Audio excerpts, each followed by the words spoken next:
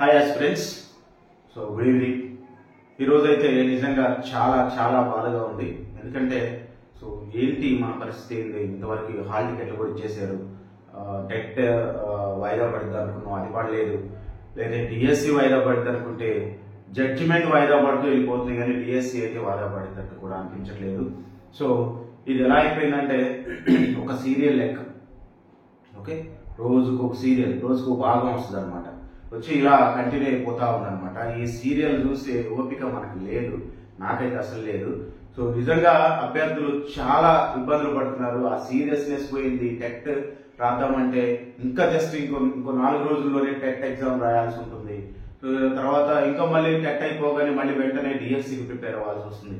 Time లేదు, ఏం లేదు, కానీ అదైతే వచ్చేస్తూనే ఉంది. కాబట్టి ఈ రోజు నేను ఒకటే డిసైడ్ అయ్యాను, అసలు ఈ డిఎస్సి జరిగిద్దా జరగదా, వాయిదా పడిద్దా వాయిదా పడదా, అసలు ఈ మ్యాటర్ ఏది కూడా నేను మాట్లాడదలుచుకోలేదు. ఓకే, ఎందుకంటే అది మన చేతుల్లో లేని విషయం. అనవసరమైనటువంటి మాట్లాడి ఇబ్బందులు పడే కంటే మన పని మనం చేసుకుని పోవటమే ఉత్తమం అని చెప్పేసి అర్థమైంది. నా సబ్జెక్ట్ ఇంగ్లీష్.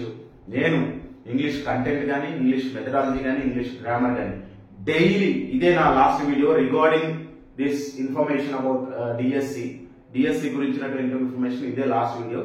ఇక్కడ నుండి నేను చేయబోయే ప్రతి వీడియో కూడా సబ్జెక్ట్ రిలేటెడ్ ఉంటుంది. సో టెట్ జరిగిద్దా, డిఎస్సి జరిగిద్దా జరగదా అనే విషయాలు మాత్రం నేను చెప్పదలుచుకోలేదు. ఓకే, ఈ రోజు నుండి నా సబ్జెక్ట్ గురించి మాత్రమే వీడియోలు వస్తాయి మీకు.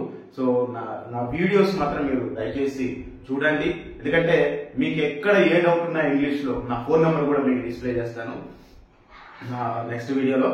సో మీకు ఎక్కడ ఏ డౌట్ ఉన్నా సరే సబ్జెక్ట్ ఇంగ్లీష్ పరంగా మీకు నేను డౌట్ క్లారిఫై చేయకపోతే మీరు అడగండి. ఓకే, సో కంపల్సరీగా ఏ డౌట్ ఉన్నా సరే ఇంగ్లీష్ సబ్జెక్ట్ కి సంబంధించినటువంటి విషయాలు, సబ్జెక్ట్ కంటెంట్ మెథడాలజీ కూడా మాక్సిమం నేను ఇవ్వడానికి ఇస్తాను.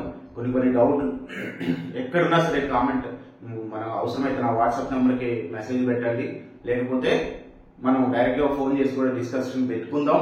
ఈ రోజు నుండి నేను అదే పనిలో ఉంటాను, ఇంకా మీరు కూడా అదే పనిలో ఉండండి. ఇంకెక్కడ కూడా అలసత్వం ప్రదర్శించకండి.